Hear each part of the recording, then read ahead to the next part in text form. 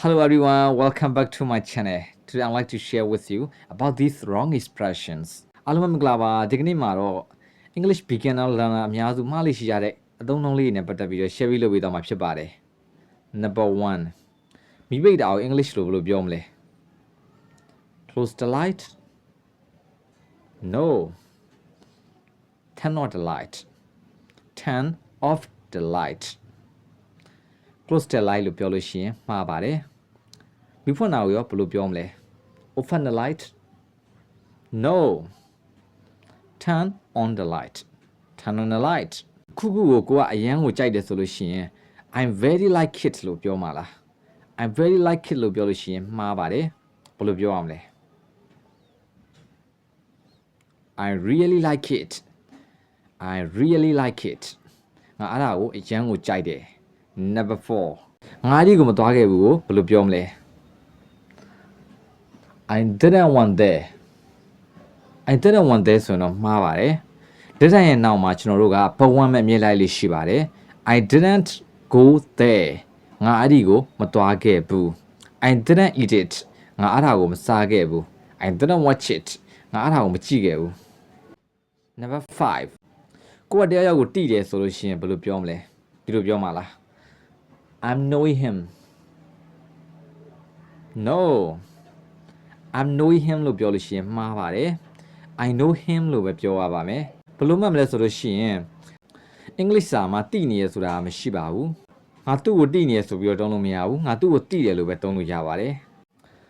အလွယ်နည်းဘယ်လိုမှတ်လို့ရလဲဆိုလို့ရှိရင် KNOW know ဆိုတာကကျွန်တော်တို့ action verb မဟုတ်ဘူးအဲ့လိုတွားလာလှူရှားနေတဲ့ verb မျိုးမဟုတ်ဘူးဆိုလို့ရှိရင်ကျွန်တော်တို့ကဒီ verb ing ပုံစံနဲ့တုံးလို့မရဘူးဒီတိုင်းပဲ verb 1အနေနဲ့ပဲတုံးရမယ် Number 6သူမကဆရာဝန်တယောက်နဲ့လက်ထပ်ထားတယ်သူမကဆရာဝန်တယောက်နဲ့လက်ထပ်ထားတယ်ဆိုတာကိုဘယ်လိုပြောမလဲဒီစာကြောင်းတစ်ကြောင်းနဲ့ဘယ်အားမှန်မယ်လို့ထင်လဲ She is married with a doctor လား She is married to a doctor လား Yes, she is married to a doctor.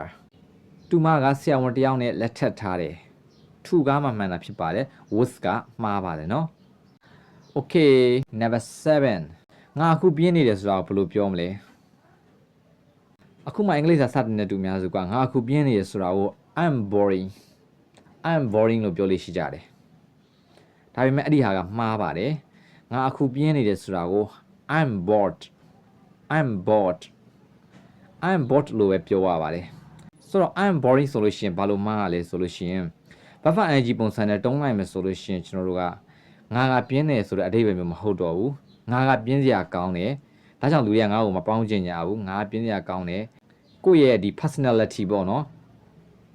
ကိုယ့်ရဲ့ပုံစံကပြင်းစရာကောင်းတဲ့အတွက်ကြောင့်ဘယ်သူကမှကိုယ့်ကိုအပေါင်းနဲ့မလုပ်ကြဘူးဆိုတဲ့သဘောမျိုးကိုတက်ရောက်သွားတယ်ပေါ့ငါအခုလောလောဆယ်မှာပြင်းနေရဆိုတဲ့အဓိပ္ပာယ်မျိုးမတက်ရောက်ဘူးငါအခုလောလောဆယ်မှာပြင်းနေရဆိုတဲ့အဓိပ္ပာယ်မျိုးပြောချင်တယ်ဆိုလို့ရှိရင် I'm bored နဲ့သုံးရမှာပဲဖြစ်ပါတယ်ဟုတ်ပါပြီဒါကတော့အခုမှ English စာကိုစတင်သင်ယူကြတဲ့ beginner level တမအများစုမှားယွင်းကြတဲ့ expression လေးနဲ့ပတ်သက်ပြီးတော့ share လုပ်ပေးခဲ့တာဖြစ်ပါတယ်အခုလိုမျိုး English စာနဲ့ပတ်သက်တဲ့အတုံးဝင်တဲ့ tips လေးတွေကိုသိကျင်တယ်ဆိုလို့ရှိရင်ကျွန်တော်ရဲ့ channel လေးကို like and subscribe လုပ်ခဲ့ဖို့မမေ့ပါနဲ့နော် bye